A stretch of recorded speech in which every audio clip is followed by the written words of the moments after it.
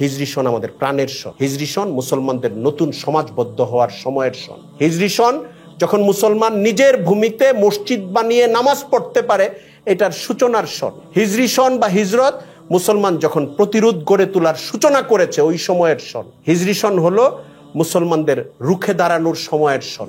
এবং এরপরে আজকে আমরা 1400 বছর পরে দিন পাচ্ছি, আমাদের অনেক নাকাবেলিয়াত আছে, অযোগ্যতা আছে, অনৈক্য আছে, গাফলতি আছে, মুনাফিকি আছে। এই জন্য পৃথিবীতে আমরা একটু মজলুম অবস্থায় আছি।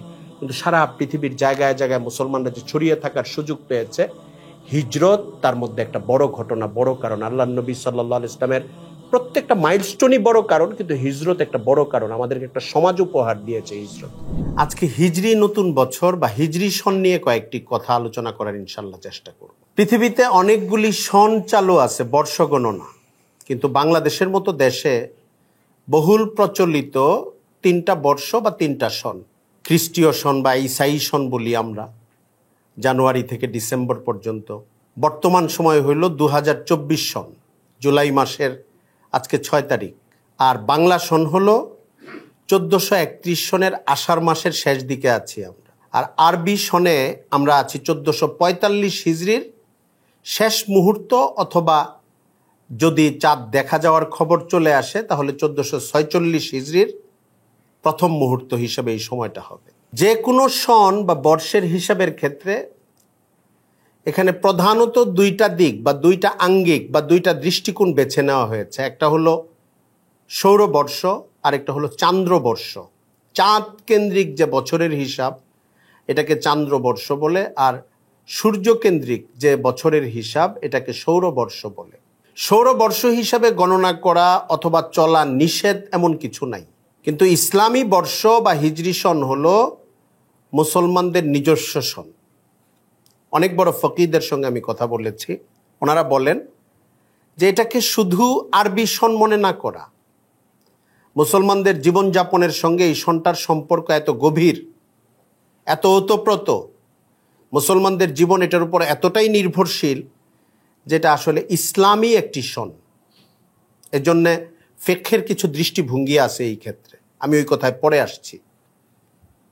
তো যে কোনোভাবেই একটা বছর শেষ হওয়া এবং আরেকটা বছর শুরু হওয়া, এটা যদি আমাদের বাংলাদেশে প্রচলিত সনগুলির হিসাবে 3বার আসে, যেরকম ইংরেজি সনের শুরু, তারপর বাংলা সনের শুরু, হিজরি সনের শুরু, অথবা আরও কোনো মাধ্যম আসে সনের বাইরে, মাসের শুরু, দিনের শুরু, সপ্তাহের শুরু, মুসলমান হিসাবে আমরা সময়টাকে কিভাবে বিবেচনা করব?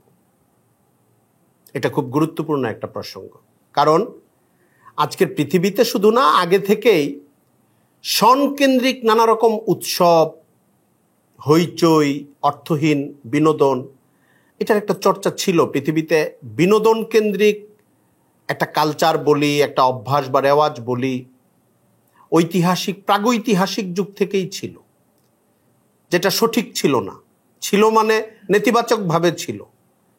মানুষের অন্য অনেক মন্দ কর্মকাণ্ডের মতোও এটাও একটা ছিল। বিনোদনের যে উপলক্ষেই মানুষ পায়, উপলক্ষের সঙ্গে যুক্ত হয়ে যাওয়া, এটা শাহওয়াত মানুষকে অনুপ্রাণিত করে, প্ররোচিত করে। শাহওয়াতের একটা অংশ থেকে এটা হয়। কিন্তু মুসলিম হিসাবে আমরা কি করব? মুসলিম হিসাবে কোনো দিনের সূচনা এবং শেষে আমরা কি করি? দেখেন, হাদিসের দোয়াগুলোর দিকে খেয়াল করলে ফজরের পরে আর মাগরিবের পরে আপনি এমন অনেকগুলি দোয়া পাবেন যে রাত শুরু হচ্ছে, দিন পার হয়েছে, এটার জন্য ইস্তেগফার করা, আল্লাহর কাছে রাতের সময়টার নিরাপত্তা চাওয়া, সময়ের পর্বগুলো থেকে আরেকটা পর্বে ঢুকলে আল্লাহর কাছে আশ্রয় চাওয়া, মাফ চাওয়া, আমার রাতটা যেন ভালো হয়, আমার সন্ধ্যাটা যেন সুন্দর হয়, আবার ফজরের পরে আমার দিনটা যেন আজকে ভালো যায়। অনেকগুলি দোয়া আছে। এটা সবাহ আর মাসা আরবি শব্দ, সকাল সন্ধ্যার দোয়া হিসাবেই অনেকগুলি দোয়া আছে। আসবাহনা, আমসাইনা, এই শব্দগুলো ব্যবহার আছে। তো এই জন্যে বোঝা যায় সময়ের একটা পর্ব থেকে আরেকটা পর্বে প্রবেশ, সময়ের একটা অংশ থেকে আরেকটা অংশে প্রবেশের ক্ষেত্রে মুসলমানদের নিজের ভেতরে স্বয়ংক্রিয়ভাবে একটা অ্যালার্মিং সিস্টেম জারি করা দরকার। কি সেটা? আমি পিছনের সময়টার জন্য আল্লাহর কাছে ইস্তেগফার করব এবং সামনের সময়টার জন্য আল্লাহর কাছে পানাহ চাইব। কারণ আমি জানি না আমি কতদিন বাঁচব। আমার করণীয় কাজই এটা, যে সময় যেটা পার হয়ে গেছে কতটা সুন্দরভাবে কেটেছে মানুষ হিসাবে, যতটুকু কেটেছে, কিন্তু অনেক ভুল তো আমাদের এমনিই হয়। নামাজের মধ্যে পর্যন্ত, নামাজ শেষ করার পরের মাসনুন একটা তাসবিহ হইল আস্তাগফিরুল্লাহ আস্তাগফিরুল্লাহ আস্তাগফিরুল্লাহ। দৃশ্য তো মনে হয় এতক্ষণ তো ইবাদত করলাম, তাহলে ইস্তেগফার কেন?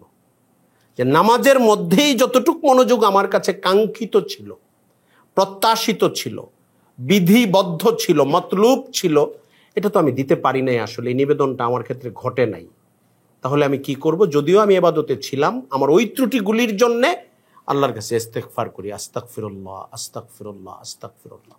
তো আমরা যেরকম আজকে যদি নতুন একটা বছরের সূচনা হয়, এটা হিজরি হোক, ঈসাই সন হোক, বাংলা সন হোক, বা নতুন মাসের সূচনা হলে যখনই এটা বুঝবো যে একটা সময় তো আমার কাছ থেকে চলে গেল, আমি আরেকটা সময়ে ঢুকছি, আর মানে হলো দুনিয়াতে আমাকে যে হায়াত দেওয়া হয়েছিল আমি কিন্তু একটা টাইম পার করে আসছি এবং সামনের টাইমের দিকে চলে যাচ্ছি, মাইনাস হচ্ছে আমার বয়স বা আমার জীবন, আমার সময় কাটছে, কমছে।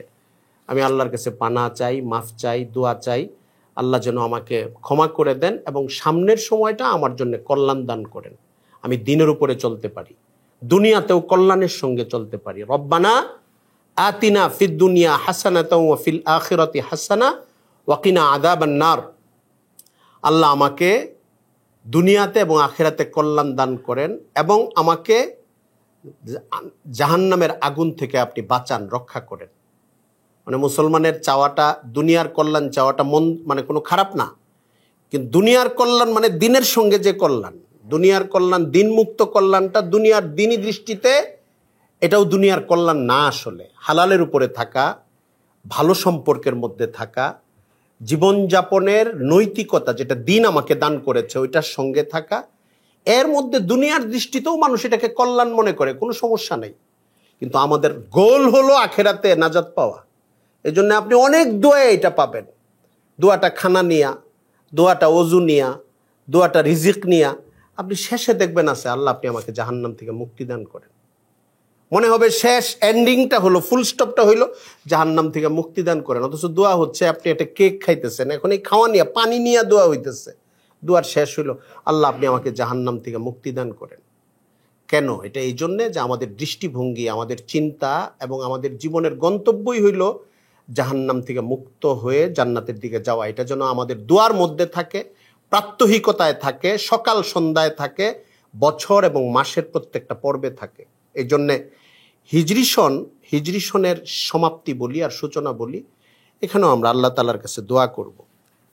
বিশেষভাবে দুইটা দোয়া পাওয়া যায় হাদিসে, যে কোনো চাঁদ দেখলে, নতুন চাঁদ দেখলে, মাস শুরু হলে রাসূল করিম সাল্লাল্লাহু আলাইহি ওয়াসাল্লাম দোয়া করতেন, আল্লাহুম্মা আহিল্লাহু আলাইনা বিল ইয়ুমনি ওয়াল ঈমান ওয়াস সালামাতি ওয়াল ইসলাম রব্বি ওয়া রব্বুকাল্লাহ। তর্জমা কত সুন্দর দেখছেন, বিল আল্লাহুম্মা আহিল্লাহু আলাইনা, আল্লাহ এই মাসটাকে আমাদের মধ্যে যে প্রবেশ করাচ্ছেন আপনি এমনভাবে করেন, বিল ইয়ুমনি ওয়াল ঈমান, কল্যাণের সঙ্গে এবং ঈমানের সঙ্গে, ওয়াস সালামাতি ওয়াল ইসলাম, শান্তির সঙ্গে এবং ইসলামের সঙ্গে। মানে আমাদের দোয়ায় যেন আল্লাহ আমাদের দেশে আপনি খুব উন্নতি দান করেন। এইটুকু থেমে গেলে বুঝতে হবে ইসলাম আমাকে যতটুকু দোয়া করতে বলছে আমি সবটুকু করি নাই।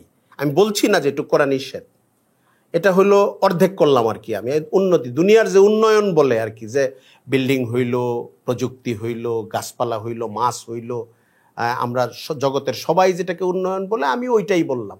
আমার দোয়া হইতে হবে আল্লাহ আমাকে উন্নতির সঙ্গে এবং ঈমানের সঙ্গে আপনি আমাকে বরকত দান করেন।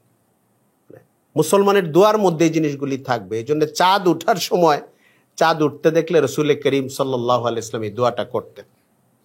আর আরেকজন সাহাবী বর্ণনা করেছেন যে সাহাবায়ে কেরাম নিজেদের মধ্যে এত চর্চা করতেন একটা দোয়া, নতুন মাস বা নতুন বছর আসলেই দোয়াটা করতেন, কাছাকাছি দোয়া, আল্লাহুম্মা আদখিলহু আলাইনা বিল ইয়ুমনি ওয়াল ঈমান, বিল আমনি ওয়াল ঈমান ওয়াস সালামাতি ওয়াল ইসলাম ওয়া জিওয়ারিম মিনাশ শাইতান ওয়া রিদওয়ানিম মিনার রহমান।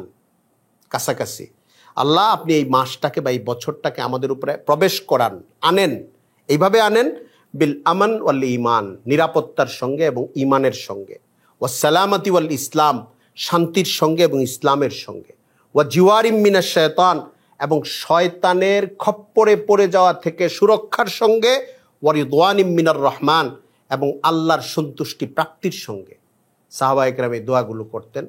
আমাদের যদি দোয়ার মূল শব্দগুলো ভুলেও যাই, আমরা ভাবটা মনে রাখবো যে আমরা নতুন বছরে যখন ঢুকবো, এটা হিজরি সন হোক, আরবি বাংলা সন হোক, ইংরেজি সন হোক, অথবা নতুন মাসে ঢুকবো, আমরা আল্লাহর কাছে কল্যাণ চাইব, দুনিয়া এবং আখিরাতের কল্যাণ চাইব, দ্বীন এবং ঈমান, সালামত এবং ইসলাম, শান্তি এবং নিরাপত্তা এবং ইসলাম, এটা চেয়ে আমরা আল্লাহর কাছে সময়টার মধ্যে প্রবেশ করার চেষ্টা করব। এটাকে রিমাইন্ডিং বলে, তাযকির বলে।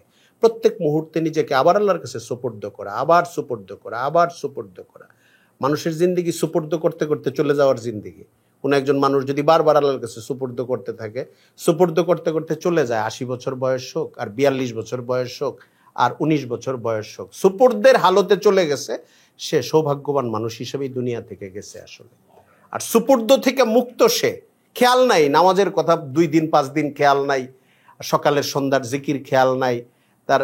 যেহেতু মানুষ আসলে নিউট্রাল না, মানুষের মধ্যে তখন অন্য চিন্তা আসে, বিনোদন আসে, হাসি আনন্দ আসে, নাফরমানির কল্পনা আসে, গান বাদ্য আসে, তার চোখে থাকে, মুখে থাকে।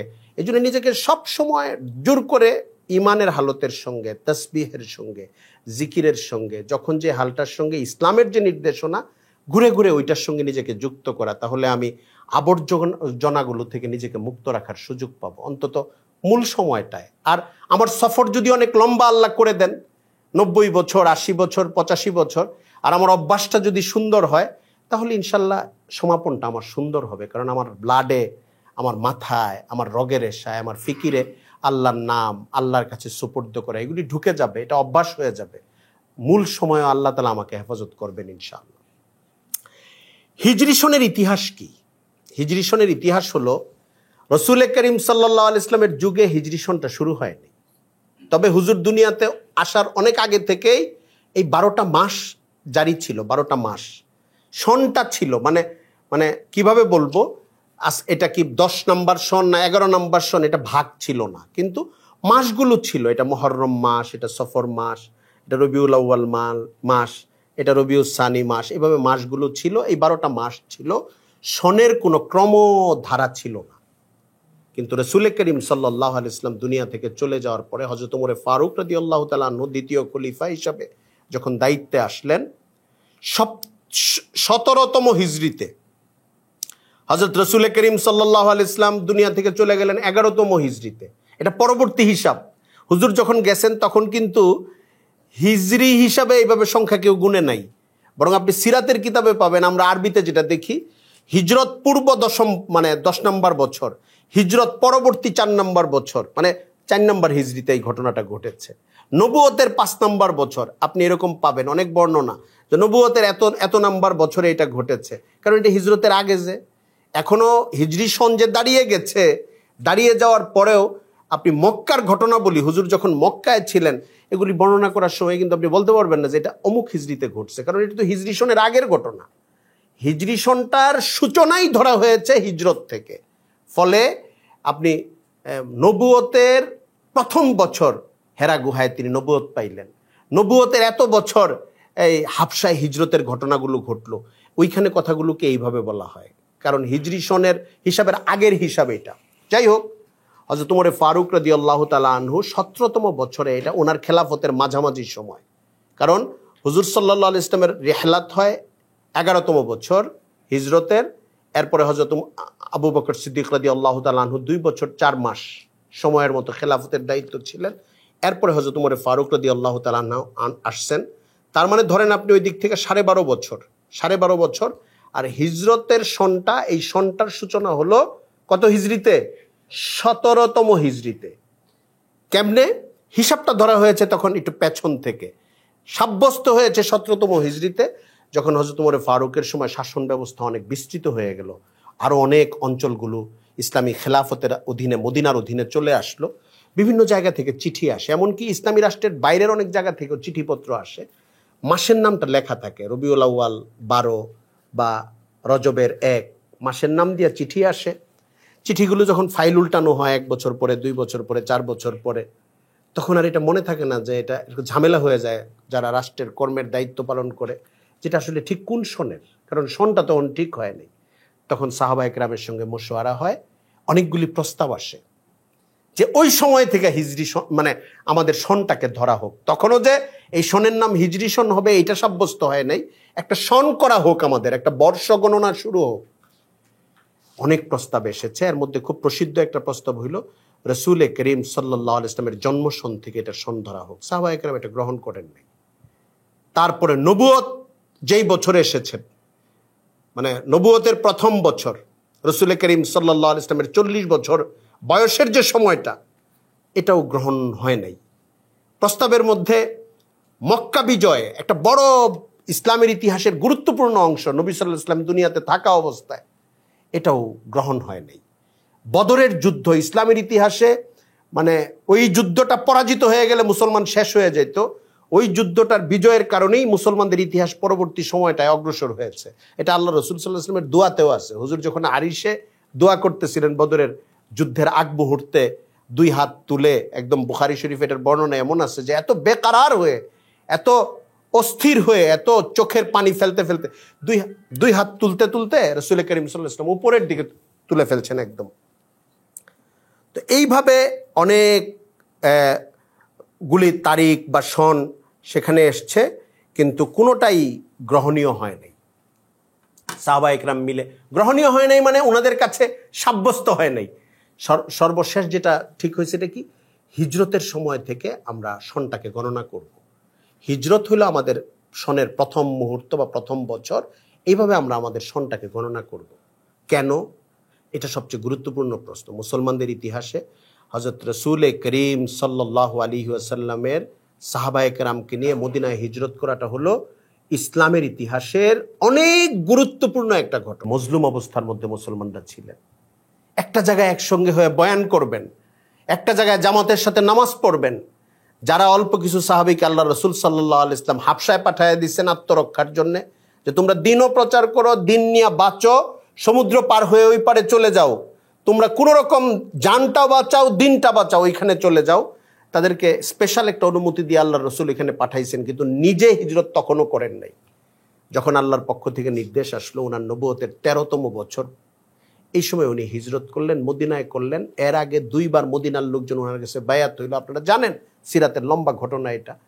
এবং মদিনার লোকজন আশ্বাস দিল, আপনি আসেন, আমরা আপনাকে স্বাগত জানাই, আপনার জীবনের, আপনার মিশনের নিরাপত্তা আমরা দান করব, আমরা আপনার পাশে আছি, আমরা আপনাকে শত্রুর হাতে ছাড়ব না।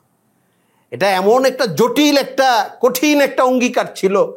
তখনও ইসলামের ঘোষণা দেন নাই, ইসলাম গ্রহণ করেন নাই রসুলের চাচা হজরত আব্বাস, আব্দুল্লাহ ইবনে আব্বাসের আব্বা হজরত আব্বাস, রসুলের গার্জিয়ান, অভিভাবকের মতো মদিনার ওই সাহাবিরা যারা বায়াত করতেছেন, বায়াতে আকাবায়ে থানিয়া, বায়াতে আকাবায়ে উলার সানিয়া, দ্বিতীয়বারের সময় উনি হাজির। উনি বলতেছেন, আপনারা যা বলতেছেন আপনারা বুঝা বলতেছেন তো, আমার ভাতিজা কিন্তু এখানে খুব কষ্টে আছে, এখান থেকে যখন যাবে আরো মানুষের আক্রোশ বাড়বে, পরে আপনাদের ওইখানে গেলে পরে আপনারা আসলে রক্ষা করবেন তো, ওর পাশে থাকবেন তো। উনি নিজে কিন্তু তখন ঈমান আনেন নাই, শুধু ভাতিজা হওয়ার কারণে তার ভাতিজার ধর্মের সঙ্গে যারা এসে যুক্ত হয়েছে, যারা বলছে যে আপনি আমাদের এলাকায় আইসা পড়েন, এই মক্কা থেকে আমাদের কাছে চলে আসেন, আমরা আপনাকে পূর্ণ নিরাপত্তাটা দিব।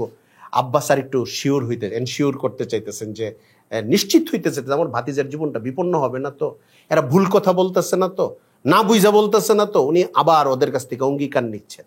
তারা বলছেন, না আমরা আসি, আপনার সাথে আসি। আল্লাহ রসুল সাল্লাল্লাহু আলাইহি ওয়াসাল্লাম এরপরে যখন হিজরত করে মদিনায় গেলেন, ইতিহাস দেখেন, এটা আজকে পড়ার সময় আমার আরেকবার মনে হয়েছে যে এমন তো 10টা লোক থাকতে পারতো ইহুদিদের মধ্যে, এক সাইড দিয়ে মিছিল করতেছে, মানি না, মানবো না, হয় না? ওইখানে তো মুশরিক ছিল, ওই সময় ছিল তো।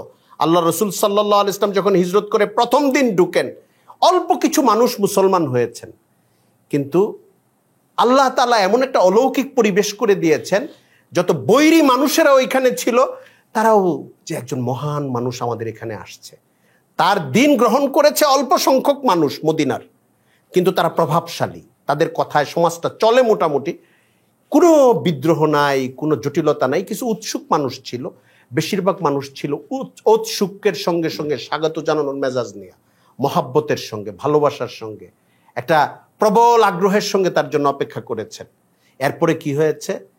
মদিনা সনদের মতো সনদ হয়েছে, অন্যরাও এটার পরবর্তী রাজনৈতিক পরিণতি হলো সবাই আল্লাহ রসুলের নেতৃত্ব মেনে নিয়েছে, কোরআন হাদিসের নেতৃত্ব মেনে নিয়েছে।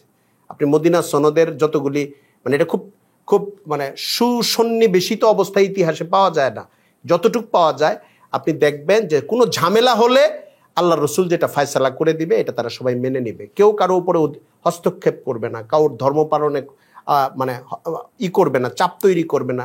যদি কেউ অঙ্গীকার ভঙ্গ করে সে তার শাস্তি পাবে। কেউ বহিরাগত শত্রুকে সহযোগিতা করবে না, বাইরের কোনো শত্রু আসলে সবাই এক পাশে থাকবে, একসঙ্গে থাকবে। এরকম ভাইটাল কিছু কথা ছিল। নেতা হিসেবে আল্লাহ রসুল সাল্লাল্লাহু আলাইহি ওয়াসাল্লামকে তারা মেনে নেয়।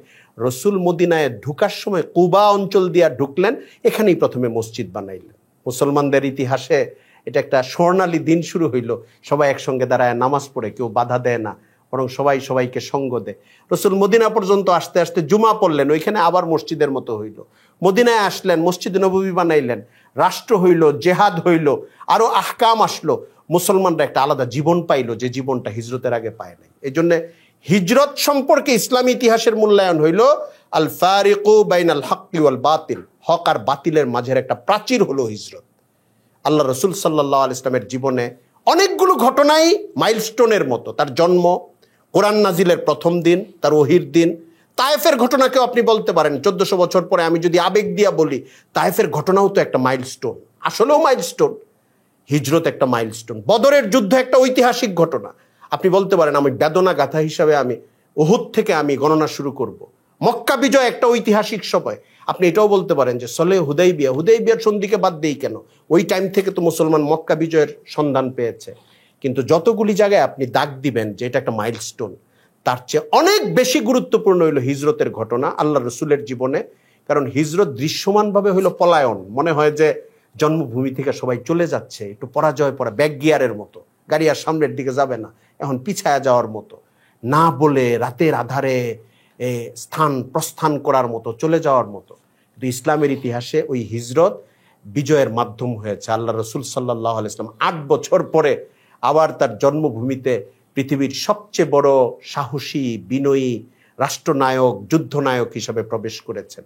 এই জন্য হিজরত পুরা মুসলিম উম্মার জন্য গুরুত্বপূর্ণ। যখনই হিজরি সন আসবে আমরা যেন হিজরতের ঘটনাগুলির দিকে আবার তাকাই। যখনই হিজরি সন মানে একটা সন না, হিজরি সন মানে বললাম তো যে সময়ের পরিবর্তনের সময় আমরা হাজিরা দিব আল্লাহর কাছে। কিন্তু আমাদের ইসলামের ইতিহাসের এই ঘটনাগুলো এমন, আমরা যেন আবার ঘটনাটাতে ঢুকি, আমরা যেন সিরাতের আগে পরে। হিজরি সনটা তো একটা মাঝের সময়, হিজরত তো আল্লাহ রসুলের জীবনের একটা মাঝের সময়। আমরা আগের অংশটাতেও যাব, পরের অংশটাতেও যাব, সাহাবায়ে কেরামের কুরবানির অংশগুলোর মধ্যে প্রবেশ করব। হিজরি সন শুধু এতটুকু মনে আছে, হিজরি সন আমাদের প্রাণের সন। হিজরি সন মুসলমানদের নতুন সমাজবদ্ধ হওয়ার সময়ের সন। হিজরি সন যখন মুসলমান নিজের ভূমিতে মসজিদ বানিয়ে নামাজ পড়তে পারে, এটার সূচনার সন। হিজরি সন বা হিজরত মুসলমান যখন প্রতিরোধ গড়ে তোলার সূচনা করেছে ওই সময়ের সন। হিজরি সন হলো মুসলমানদের রুখে দাঁড়ানোর সময়ের সন এবং নতুন করে মুসলমানদের রাষ্ট্র গঠনের যে একটা সুযোগ। এবং এরপরে আজকে আমরা 1400 বছর পরে দিন পাচ্ছি, আমাদের অনেক নাকাবেলিয়াত আছে, অযোগ্যতা আছে, অনৈক্য আছে, গাফলতি আছে, মুনাফিকি আছে। এই জন্য পৃথিবীতে আমরা একটু মজলুম অবস্থায় আছি। কিন্তু সারা পৃথিবীর জায়গায় জায়গায় মুসলমানরা যে ছড়িয়ে থাকার সুযোগ পেয়েছে, হিজরত তার মধ্যে একটা বড় ঘটনা, বড় কারণ। আল্লাহ নবী সাল্লাল্লাহু আলাইহি ইসলামের প্রত্যেকটা মাইলস্টোনই বড় কারণ, কিন্তু হিজরত একটা বড় কারণ। আমাদেরকে একটা সমাজ উপহার দিয়েছে হিজরত, হিজরি সনের সময়। এই জন্যে আমরা যেন এই দিকটার দিকে খেয়াল রাখি। এটা হলো হিজরি সনের অন্যতম তাৎপর্য। এখান থেকে হিজরি সনের গণনা এই জন্য শুরু হয়। হিজরি সনের ফিকহি দিক কি, আইনি দিক কি ইসলামী? উলামায়ে কেরাম বলেন হিজরি সন আমাদের নামাজ, রোজা, হজ এগুলির এবং আরও কিছু ইবাদতের, আশুরা এবং অন্যান্য বিষয়ের নিশ্চিতভাবে এই সংখ্যাটা বের করতে হলে চাঁদের বছর থেকে আমাদের হিসাব মিলিয়ে বের করতে হবে। এটা কখনোই আমরা সৌরবর্ষ দিয়ে হিসাব মিলিয়ে বের করতে পারবো না। অনেকগুলি মুসলমানদের জীবনের সাথে সম্পৃক্ত ইবাদতের বিষয়গুলো ঈদ হিজরি সনের সাথে সম্পৃক্ত। এটা এমন না যে ঠিক আছে এই বছর জানুয়ারির এত তারিখে রমজান হয়েছে, এত তারিখ থেকে ফেব্রুয়ারির এত তারিখ পর্যন্ত, আচ্ছা আমরা ঠিক করে ফেলি সব বছর ওই টাইমে হবে না। এটা আমাদের চাঁদের বছরই হবে। এই জন্য এটা একটা বাই রোটেশন ঘুরতে থাকে। দেখা যায় আমাদের মতো বয়স যাদের 40 পার হয়েছে, 50 পার হয়েছে, এনে মুরব্বীও আছেন, আমার চেয়েও মুরব্বী আছেন, তারা দেখবেন প্রচণ্ড শীতেও রোজা কাটাইছেন, প্রচণ্ড গরমেও রোজা কাটাইছেন, বর্ষাতেও রোজা কাটাইছেন। এটা সার্কেলের মতো ঘুরতেছে, রোজা, ঈদ, হজ, এই সময়টা ঘুরতেছে, চাঁদের বছরের সাথে মৌসুমটা ঘুরতেছে। তো এই জন্য হিজরি সনের কোনো খবর রাখবে না মুসলিম উম্মাহ, তাহলে একটা ফরজ তরকের গুনাহ হবে সবার। হিজরি সনকে গুরুত্ব দেওয়া এটা মুসলমানের জন্য করণীয়, কিন্তু ফরজে কেফায়া বলা হয়েছে। ফকিহগণ বলেন একটা মুসলিম সমাজের জন্য ফরজে কেফায়া হইল হিজরি সনের হিসাব রাখা। ফরজে কেফায়া বুঝি তো আমরা, যেরকম জানাজার নামাজ আসলো, কিছু মানুষ যদি নামাজ পড়ে ফেলে তাহলে অন্যদের আর গুনাহ হবে না, কিন্তু জানাজা রেখে গেছে, নামাজ পড়তে কেউ আসতেছে না, যে আরেকজন যাক আমার টাইম নেই, আরেকজন যাক আমার টাইম নেই, আমার সময় নাই, সবাই গুনাহগার হবে, ফরজ তরকের গুনাহগার হবে। এই জন্য হিজরি সন যদি কমপক্ষে কিছু মানুষ খেয়াল রাখে, সমাজের ওলামায়ে কেরাম হোক, দিনদার মানুষ হোক, একটু ঝামেলা হয় কারণ আমাদের জানুয়ারি ফেব্রুয়ারি মাথায় বেশি থাকে, কিন্তু আমরা হিজরি সনটা যেন খেয়াল রাখি। আজকে যদি আমাদের হিজরি সনের শেষ দিনের শেষ দিন হয়, তাহলে এটা কোন মাস হইল? জিলহজ, হিজরি সনের শেষ মাস জিলহজের। আজকে যদি চাঁদ না উঠে থাকে, একদম ফাইনাল হয়ে গিয়ে থাকে, তাহলে 30তম দিনের সূচনা হয়ে গেল মাগরিবের পর থেকে। হিজরি সনের বা আরবি মাসের গণনাটা শুরু হয় কখন থেকে? দিনটা মাগরিবের পর থেকে, চাঁদ ওঠার সময় থেকে পরের দিন মাগরিব পর্যন্ত। তো এই জন্য, আর যদি এমন হয় চাঁদ উঠে নাই, তাহলে আমরা এই জিলহজের শেষ দিন, চাঁদ উঠে গেলে মহররমের প্রথম দিন। তো এই সনটা গণনা আমাদের ঠিক আশুরায় যদি রোজা রাখতে চাই, এটা গুনতে হবে তো, না হলে আমরা আশুরায় রোজা রাখবো কেমনে? এবং আশুরার রোজা তো রমজানের পরে হাদিসের ভাষ্য অনুযায়ী সবচেয়ে ফজিলতপূর্ণ রোজা হইল আশুরের রোজা। এটা অন্য আলোচনা, আমি আজকে এই আলোচনাটা ঢুকবো না, আপনারা শনিবারের সামনের সপ্তাহে হয়তো আলোচনাটা পাবেন। আমরা আশুরার রোজার নিয়ত করে রাখি যে রমজানের পরে সবচেয়ে ফজিলতের রোজা হইল আশুরার রোজা। পেছনের 1 বছরের গুনাহ আল্লাহ তাআলা মাফ করে দেন আশুরার রোজায়। রাসূলুল্লাহ সাল্লাল্লাহু আলাইহি ওয়াসাল্লাম মক্কায় যখন ছিলেন তখনও এই রোজা রাখতেন, এবং কুরাইশরাও এই রোজা রাখতো। আমি আগে এই পুরো ডিটেলসটা আমার জানা ছিল না, এইভাবে জানা ছিল না। আবার হুজুর যখন মদিনায় আসছেন, তখন সাহাবায়ে কেরামকে নির্দেশ দিয়েছেন আশুরার রোজা রাখতে। তখনও রমজানের রোজা ফরজ হয় নাই, সাহাবায়ে কেরাম ফরজ হিসাবে রোজা রাখতেন, নির্দেশে রাখতেন। পরে যখন রমজান ফরজ হয়ে গেল, তখন রমজান ফরজ, আশুরার রোজার ব্যাপারে ঐচ্ছিকতা দিয়ে দেওয়া হইল, যে পারে সে রাখবে, যে রাখবে না সে রাখবে না, নফল এটা। এরপরে যখন দেখলেন ইহুদিরা এই রোজা রাখে, রাসূল সাল্লাল্লাহু আলাইহি ওয়াসাল্লাম ইহুদিদেরকে জিজ্ঞাসা করলেন, তোমরা কেন রাখো? আমরা এই জন্য রাখি যে এই দিন আল্লাহ তাআলা হযরত মুসা আলাইহিস সালামকে ফেরাউনের কবল থেকে মুক্ত করছিলেন। রাসূলুল্লাহ সাল্লাল্লাহু আলাইহি ওয়াসাল্লাম তখন একটা শব্দ ব্যবহার করছেন। আজকে আমার সাথী যে আরো 2-1 আলেম মৌলানা সাহেব বসা ছিলেন, আমি ওই বাক্যটা লিখছি, এখানে নোট করেছি। আমি বলছি যে অন্য নবীদের ব্যাপারে ইসলামের দৃষ্টিভঙ্গি কি, তার একটা ফাউন্ডেশন আল্লাহর নবী এখানে বলে দিয়েছেন। কি? যখন শুনছে ইহুদিরা বলতেছে যে মুসা আলাইহিস সালামকে আল্লাহ তাআলা কার কাছ থেকে মুক্তি দিয়েছেন? ফেরাউনের কাছ থেকে। এই জন্য আমরা শুকরিয়া হিসেবে এই রোজাটা রাখি, এই দিন দিছেন মুহররমের 10 তারিখ। রাসূলুল্লাহ বলতেছেন, ফানাহনু আহাক্কু ওয়া আউলা বিমুসা মিনকুম, তাহলে তো আমরা তোমাদের চেয়ে অনেক বেশি হকদার আর অনেক বেশি অধিকারী মুসার ব্যাপারে তোমাদের চেয়ে। তোমরা মুসা আলাইহিস সালামের অনুসারী দাবি করে তোমরা যদি রোজা রাখো, তাহলে মুসার ব্যাপারে তো তোমাদের চেয়ে আমরা অনেক, মুসা আলাইহিস সালামের ব্যাপারে আমরা আরো বেশি অধিকারী, আমরা আরো অনেক বেশি অনুসারী তার। হক নবী তো সবাই হক, যাদেরকে বিভিন্ন ধর্মের লোকেরা এখনকার দুনিয়াতে বলে উনি আমাদের নবী, হাকিকত হইল মুসলমানদের দাবি হবে এমন যে আমরা ওই নবীর আনুগত্যের ব্যাপারে, সম্মানের ব্যাপারে তাদের চেয়ে বেশি হকদার। কারণ তাদের সম্মানের মধ্যে কিছু বিকৃতি আছে, কারোর সঙ্গে আল্লাহর সঙ্গে নিসবত করে দেয়, কাউকে খুদার শরীক হিসাবে সাব্যস্ত করে, কাউকে খুদার পরিবারের মানুষ হিসাবে সাব্যস্ত করে। আমরা তো ওইটা করি না। আমরা আল্লাহ তাআলা তার যে পরিচয়টা দিয়েছেন, আল্লাহর বান্দা, সমস্ত নবী আল্লাহর বান্দা, এরপরে তিনি আল্লাহর নবী। আমরা ক্লিন, পরিষ্কার, উজ্জ্বল এবং ওনার জন্য গৌরবজনক যে পরিচয়, এই পরিচয় দিয়ে ওনাকে বিশ্বাস করি এবং ওনাকে সম্মান করি দিল থেকে। আমরা মনে করি না উনি শুধু তাদের নবী, আমরা মনে করি উনি আমাদেরও নবী। রাসূলুল্লাহ সাল্লাল্লাহু আলাইহি ওয়াসাল্লাম এটা বললেন এবং সাহাবীদেরকে বললেন, তোমরা রোজা রাখবা আশুরার দিন। তবে ইহুদিদের সঙ্গে যেন মিলে না যায়, এটার জন্য এর আগে হোক বা পরে হোক একদিন রোজা রাখবা, 9 তারিখ অথবা 11 তারিখ। এটা হযরত আব্দুল্লাহ ইবনে আব্বাসের আরেকটা বর্ণনায় আরো পরিষ্কার আসছে। এটা একটা অন্য প্রসঙ্গ, ওইটাতে আর আমি না যাই।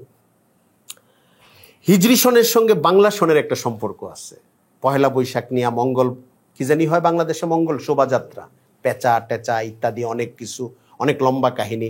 গত কয়েক বছর যাবত আবার পেঁচার আওয়াজ একটু কমে গেছে। আমরা দেখতেছি মুসলমানদের সচেতনতা, ইমানদার মানুষদের সচেতনতা, সচেতন মত বিনিময়, প্রচার প্রচারণার কারণে ভিত্তিহীন জিনিসগুলো দুর্বল হয়ে যাচ্ছে। কিন্তু আমাদের একটা জিনিস জানা দরকার যে বাংলা সনটার উৎপত্তি একদম শক্তিশালীভাবে একমাত্র হিজরি সন থেকে, এটা যেন আমাদের মাথায় থাকে।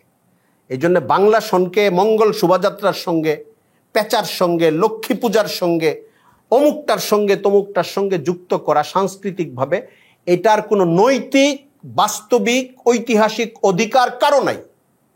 ইতিহাসটা কি আপনি নিজে অঙ্ক যোগ বিয়োগ করলে বুঝবেন। এটা ইতিহাসটা হলো বাদশাহ আকবরের আমলে 992 হিজরিতে তারা চিন্তা করে যে ফসলি সনের সঙ্গে মিল রাখার জন্য আমাদের একটা সৌরবর্ষ বানাইতে হবে, জানুয়ারি ফেব্রুয়ারির মতো, কিন্তু নতুন আর একটা সৌরবর্ষ। এই জন্য এটা জানুয়ারি ফেব্রুয়ারি বললে তো আর হবে না।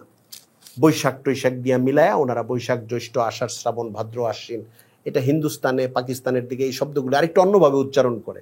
বিভিন্ন শব্দই ইংরেজিতে যেরকম জানুয়ারি ফেব্রুয়ারি তো আমরা হুবহু এটা বলি, আরবিতে এটার উচ্চারণ আবার আরেক রকম। ভাষায় ভাষায় গেলে শব্দগুলোর মধ্যে একটু পরিবর্তন হয়। তো ওনারা এটা বানানোর পরে ওই সময় আবার ইংরেজি সন ছিল 1556 খ্রিস্টাব্দ, কিন্তু হিজরি সন কত ছিল?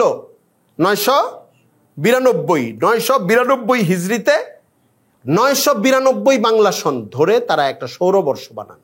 992 হিজরিতে তারা কি বানান? 999 বাংলা সন। এখন আমরা কোথায় আছি? বর্তমান সন কি? 1445 হিজরি, আর বাংলা সন 1431। ব্যবধান কত বছর? 14 বছর, ঠিক আছে না? আচ্ছা, চান্দ্রবর্ষ এই যে 29-এ যায় শেষ হয়ে যায়, এই জন্য দেখা যায় প্রায় প্রতি বছর সৌরবর্ষ থেকে চান্দ্রবর্ষ 9 থেকে 10 দিন কম হয়, সময়টা কম হয়। 3 বছর চান্দ্রবর্ষে বা কি বলে এটাকে 1 মাস একটা গ্যাপ তৈরি হয়। 36 মাস থেকে 36 বছর থেকে 40 বছরে 1 বছরের একটা গ্যাপ তৈরি হয়। অর্থাৎ আপনি কোনো একজন প্রবীণ আলেমকে যদি জিজ্ঞাসা করেন যে আপনার বয়স কত, আমি কালকে হযরত মাওলানা আরশাদ মাদানী সাহেব দারুল উলুম দেওবন্দের মুরব্বি যিনি, ওনাকে একজন জিজ্ঞেস করছেন হুজুর আপনার বয়স কত, আমার সংখ্যাটা ভুল হতে পারে এরকম আর কি। উনি বলতেছেন যে ইংরেজি হিসাবে, ঈসাই হিসাবে আমার বয়স 82 বছর, হিজরি হিসাবে আমার বয়স 84 বা এরকম 85, উনি কি যেন একটা অঙ্ক দিয়েছেন। আমি এত মুগ্ধ হইলাম যে হিজরি সনের কারণে এটা যে একটা ভিন্ন হইতে পারে এটা ওনার মাথায় আসছে। মানে ইসলামী সন হিসাবে কেন? কারণ এই সনটার মধ্যে তো 1 বছর কমে গেছে, তো প্রতি 36 থেকে 38 বা 39-এ তার তো একটা বছর বেড়ে গেছে হিজরি সন। হিজরি সন তো একটা বছর বেড়ে যাবে তার। আমাকে কোনো এক সময়, আমি যখন মতিঝিল মাদ্রাসায় শিক্ষকতা করতাম, অন্য এক মাদ্রাসার শিক্ষক একদিন জিজ্ঞেস করছেন, এটা একটা অন্য প্রসঙ্গ, যে আপনাদের যে ওজিফা দেওয়া হয়, বেতন দেওয়া হয়, এটা কি জানুয়ারি ফেব্রুয়ারি হিসাবে না আরবি হিসাবে? আমি বললাম জানুয়ারি ফেব্রুয়ারি হিসাবে, বেশিরভাগ জায়গায় এখন এইটাই হয়। তো জানুয়ারি ফেব্রুয়ারি হিসাবে, তাহলে তো আপনারা 3 বছরে একটা বেতন মিস করেন। ওইটা কি বললেন আপনি? হ্যাঁ, 3 বছরে একটা বেতন নাই আপনাদের। পরে কেউ তাহলে 9 বছরে 3টা বেতন নাই, তো 30 বছরে 10টা বেতন নাই। জটিল বিষয় কইলেন, যে খেয়াল করি রে এটা। আমরা তো হিসাবের সুবিধার জন্য সবাই জানুয়ারি টু ডিসেম্বর ধরে চলতেছি। যাই হোক, আমি লম্বা আলোচনায় যাব না। এখন আপনি বুঝবেন যে 1431 আর 1445 এই কয়েকশো বছরে কেমনে হইল। এই যে 14 বছরের বেশ কমটা শুরু হয়েছিল কোন সময় থেকে? 992 হিজরিতে। তখন একদম সমান 992 হিজরি, 992 বাংলা সন, এভাবে তৈরি করে তারা সৌরবর্ষ তৈরি করেছে। তারা আমাদের চেয়ে 10 দিন বেশি ছিল, বা 9 দিন কোনো কোনো বছর। এই জন্যে 992 থেকে কত এখন ব্যবধানটা কত বছরের, কতশো বছরের? এই টাইমটার মধ্যে 14 বছরের বা 14.5 বছরের একটা বেশ কম তৈরি হয়েছে। কিন্তু মূল সূচনাটা পুরাপুরি হিজরি সন কেন্দ্রিক। হিজরি সনের সঙ্গে মিলিয়ে শুধু তারা বলছে আমরা একটা সৌরবর্ষ করবো ফসলি সনের জন্যে। এই জন্যে বাংলা সন আমাদের সন, বাংলা সনের জন্য আমরা দোয়া করব। একটা কথা আছে এখানে, সুনির্দিষ্ট আমল বানায় ফেলাইলে আবার বেদাত হবে। যদি এরকম বলি আমি আপনাদেরকে, বা বাংলাদেশের আলেমরা বলে দেয় যে পয়লা বৈশাখের দিন ফজরের পরে গান বাদ্যে না গিয়া সবাই মসজিদে বসে দুরূদ শরীফ পড়বেন এবং তারপরে দোয়া করবেন, প্রতি বছর এটা যদি একটা আমল হয়ে যায়, আমাদের 10 বছর পরে এক প্রজন্ম যদি মনে করে যে পয়লা বৈশাখের সকালবেলায় ফজরের পরে মসজিদে এই যে দোয়াটা হয় এটা একটা বিশেষ ফজিলতের দোয়া, তাহলে বেদাত হয়ে যাবে। বেদাত হইল শরীয়ত ওইটাকে স্পেশালভাবে আমল বলে নাই, আপনি ওইটাকে আমল করা শুরু করেছেন।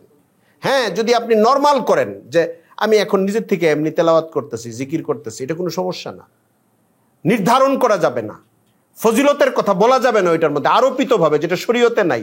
এই জন্য উলামায়ে কেরাম অনেক সময় করেন কি, একটা আমল এমনি করতে বলেন যে এটা সাধারণ সওয়াবের কাজ হিসাবে করো, কিন্তু যখন দেখেন যেটা রেওয়াজ হয়ে যেতে পারে এবং মানুষ এটার মধ্যে স্পেশাল ফজিলত খুঁজতে থাকতে পারে লাইলাতুল কদরের মতো, তখন আবার পিছায় আসেন, বলেন এখন বাধ্য এটা আর করার দরকার নেই। সাধারণভাবে আমি যে কথাগুলি ভূমিকায় বলেছি, আমরা এটাকে স্পেশাল কোনো ফজিলতের কাজ না মনে করে, যে নতুন বছর শুরু হচ্ছে, সকল মুসলমান পেছনের বছরের জন্য আল্লাহর কাছে ক্ষমা চাই। এটা যেরকম আমরা দিন শেষ হইলে রাতের জন্য চাই, রাত শেষ হইলে দিনের জন্য চাই, মাস শেষ হইলে মাসের জন্য চাই, আমরা আল্লাহর কাছে পেছনের দিনগুলোর জন্য ক্ষমা চাইব আমাদের ভুল ত্রুটির জন্য, সামনের দিনের জন্য আল্লাহর কাছে আমরা সাহায্য চাইব। এটা আমরা করতে পারি। এইভাবে আমরা সমস্ত গুনাহ খাতার যে কালচার, এটা থেকে নিজেকে মুক্ত রাখবো। হিজরি সনের সাংস্কৃতিক গুরুত্বটা অনেক বেশি। সংস্কৃতি কি, লম্বা আলোচনা করার ইচ্ছা ছিল আমার। সংস্কৃতি একটা বিশাল ধোঁয়াশাপূর্ণ জিনিস, যেরকম মিডিয়া, যে সিনেমায় কাজ করে সেও বলে আমি মিডিয়ায় কাজ করছি, আবার আমরা যারা দিনের কথা বলি পরে আবার প্রচার হয় আমরাও বলি আমরা মিডিয়াকে ব্যবহার করছি। মাঝখানে অনেক কিছু, যারা নিউজ করে তারা মিডিয়া, বিবিসিও মিডিয়া, ফিল্ম করে মুভি করে তারাও বলে আমরা মিডিয়ায় আসি, নাটক করে এরাও বলে আমরা মিডিয়ার জগতে আসি। তাহলে মিডিয়া আসলে কি? বিনোদন আইটেম থেকে নিয়ে ইনফরমেশন প্রচার বলেন, ধর্ম প্রচার বলেন, মতাদর্শ প্রচার বলেন, অথবা ইনফরমেশন এক জায়গা থেকে আরেক জায়গায় নেওয়ানো বলেন, টোটালটাই মিডিয়া। সংস্কৃতিটাও এরকম, এটার নানান রূপ আছে। এটার একটা কমন অর্থ হইল সমাজে প্রচলিত জিনিসগুলোকেই সংস্কৃতি বলে। এটা নেগেটিভ দিক থাকতে পারে, ইতিবাচক আবার পজিটিভ দিক থাকতে পারে। হিজরি সন যেন মুসলমানদের কাছ থেকে হারায় না যায়। হিজরি সন আসলে প্রতিটা মাসকে মনে রাখা মুসলমানদের, আমরা যেরকম জানুয়ারি ফেব্রুয়ারি আর বৈশাখ জ্যৈষ্ঠ আমাদের মনে আছে, মুসলমানের সন্তানদের দায়িত্ব হলো স্কুলগুলি তখন নাচ গান শেখানোর প্রতি মনোযোগ বেশি দিয়ে দিচ্ছে, সিলেবাসে আছে এই পরিমাণ নাচ শিখতে হবে, আবার আপডেট জানাইতে হয়, হারমোনিয়াম বাজাইলো কিনা, এটা করলো কিনা, তার স্কিল বৃদ্ধি হইল কিনা, নৃত্যকলা ইত্যাদি ইত্যাদি কত কলা আছে এখন দেশে। তো কিন্তু মুহররম সফর শিখানো, মুহররম সফর, রবিউল আউয়াল, রবিউল সানি, জমাদিউল আউয়াল, জমাদিউল সানি, রজব, শাবান, রমজান, তারপরে কি শাওয়াল, জিলকাদা, জিলহাজ্জা, এই মাসগুলো শিখানো, অন্তত বড়রা শিখা, বাচ্চাদের সামনে উচ্চারণ করা। স্কুলের দিকে তাকায় থেকে আমাদের লাভ নাই, মাসগুলো শিখাবো। হিজরত কোত্থেকে আসলো, হিজরি সন কোত্থেকে আসলো, এক একটা মাস আসবে, অনেক মাসেরই কিছু আমল আছে, আবার অনেক জায়গায় অনেক মাসকে কেন্দ্র করে অনেক বেদাতি আমলও যুক্ত করে দেয় অনেকে, ওইখান থেকে পরহেজ করাবো, রুসুম থেকে, যেগুলি শরীয়তে ভিত্তি নাই, কিন্তু যেখানে শরীয়তের আমল নির্ধারিত করা আছে, আমরা ওই মাসটাকে গুরুত্ব দেওয়া, আমলগুলো করা, আমাদের নতুন প্রজন্মকে জাগ্রত করব এবং ইসলামের ইতিহাসের সঙ্গে, ইসলামের কালচারের সঙ্গে, ইসলামের জীবনযাত্রার সঙ্গে, ইসলামের জীবন পদ্ধতির সঙ্গে, আবেগের সঙ্গে এবং ইতিহাসের বিভিন্ন মাইলস্টোন বা সূত্রগুলোর সঙ্গে আমাদের নতুন প্রজন্মকে পরিচিত করানোর অন্য অনেকগুলি মাধ্যমের মতো এটাও একটা মাধ্যম। হিজরি সন, হিজরি সনের আজকে কত তারিখ? আচ্ছা, এই মাসে কি ঘটছিল বলো তো বাবা? রমজান, যেরকম রমজানের অনেক তাৎপর্য আছে, আবার 17ই রমজান একটা ঐতিহাসিক দিন। বলেন তো ওই দিন কি হয়েছিল? বদরের যুদ্ধ হয়েছিল। নতুন প্রজন্মকে জানানো, পরে 5টা বাক্যে বলতে বলা যে বদরের ইতিহাসটা কি বলো তো বাবা, দেখি কি হয়েছিল, বদর কি জিনিস। না হলে আমাদের সহযোগিতা করা, তাকে জানানো, শোনানো, যেন আমার নতুন প্রজন্ম জানে ইসলামের ইতিহাসে কি কি ঘটছে। আল্লাহ তাআলা আমাদেরকে হিজরি সনের প্রথম মুহূর্ত থেকে পেছনের সব গুনাহ মাফ চাওয়ার এবং আমাদেরকে মাফ করে দেন আল্লাহ, এবং সামনের সময়টাকে দিন, ইমানের সঙ্গে, সালামতের সঙ্গে, শান্তির সঙ্গে জীবন কাটানোর তৌফিক দান করেন। আমাদের মজলুম ভাইরা যারা পৃথিবীর বিভিন্ন প্রান্তে মজলুম অবস্থায় আছেন, বিশেষ করে ফিলিস্তিনের ভাইরা, তাদের এই নতুন বছরের প্রথম প্রহরেই আল্লাহ তাআলা তাদেরকে বিজয় দান করেন। আমরা দোয়া করতে থাকি, বিজয় তো দিবেন আল্লাহ। অনেকে বলে যে হুজুর অসম্ভব জিনিস চান কেন? অসম্ভব তো ভাই আপনার কাছে, আমার কাছে। আমার তো মন চাই এই কথা বলি যে ইসরায়েলকে কেচার মতো ক্ষমতা আল্লাহ তাআলা ফিলিস্তিনি ভাইদেরকে দিয়ে দেন।